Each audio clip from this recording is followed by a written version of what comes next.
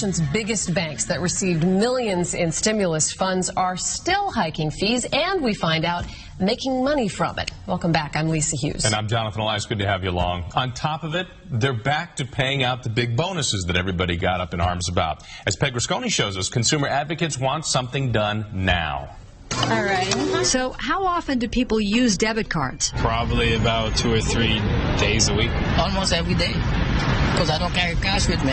The debit card, if you forget to, keep the slip or write it down, then you're in trouble. And that hurts more than it used to. According to a number of reports, many banks are charging you more for overdrawing.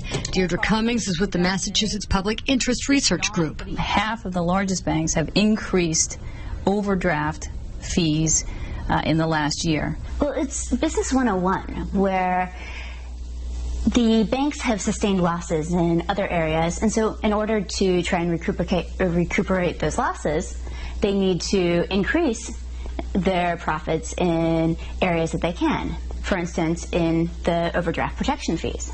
One report indicates it's a $38 billion business, and Congressman Barney Frank, who chairs the House Financial Services Committee, says the fees have gone too far. Overdraft fees used to be used to cover the bank's expenses when they had to make up an overdraft and to discourage overdrafting, and that's reasonable.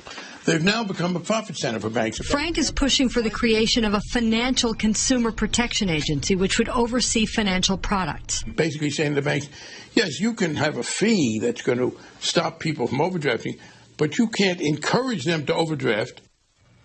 Congressman Frank tells me this will be a major battle on the Hill in the fall. Many in the banking industry oppose creating that agency. A spokesman for the Massachusetts Bankers Association points out the industry is already highly regulated. He adds the cost of such an agency could unfairly punish community banks, which of course were in no way to blame for the financial turmoil. Jonathan? All right, Peg. And according to Massberg, 75% of fees generated by banks come from overdraft fees.